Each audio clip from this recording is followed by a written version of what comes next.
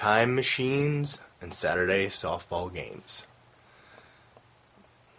As we packed up and headed to the car on a beautiful Saturday morning, I slumped into the car, put the key in the ignition, started the car, got ready to put the car in reverse, and then noticed the time on the center console.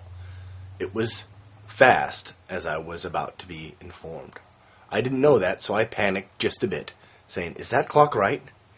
A little voice from the back said as fast as it possibly could, "No, Daddy, it's 14 minutes fast." I chuckled and put my head down. I heard a small chuckle in the back and some scowling eyes. I said to myself, "Oh, we're in a time machine." As we drove to the softball field, I thought of all the other clocks in the house, and I asked my little one, "Are there any other clocks that are on the right time?" She went to tell me which ones were and how fast they were. I chuckled and sighed, trying to avoid the other scowling eyes in the back seat. We got to the softball field, unloaded the car, and my pretty one helped the little pretty one with the coaching.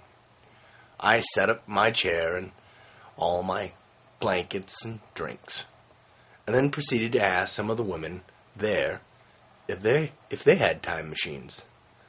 Not surprisingly, to say the least, they did. Some chuckled, some blushed, but all acknowledged that they had time machines. I pondered this, for being the male of the species, most of us tried to keep our clocks precisely synchronized with any other clocks, which was quite a daunting task to us, even in this digital age.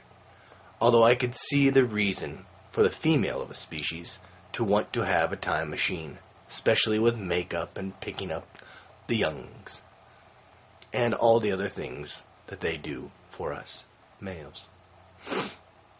Not to be chauvinist at the least, as right now I am being Mr. Mom, being unemployed. Needless to say, a time machine was a great thing to finally be in, or realize I was in. Later on, at bat, my daughter hit her first ball after 4 games. I was surprised at the excitement that I felt. I don't think I've ever felt this kind of excitement. It had been 4 games, and she had been quite disappointed. We all jumped up. She made it to first base, and I think I almost had a tear in my eye. A few of the girls batted, and she made it all the way home. With an exuberance and the entire family there, we all got up, gave her her high five and hugs, and she went back into the dugout. It really was 2 time machines this past Saturday. One in the car on the way to the softball game, and then the one where I got to relive my own childhood through the eyes of my own daughter. I hope you got something out of this. I surely did. Have a great March 10th.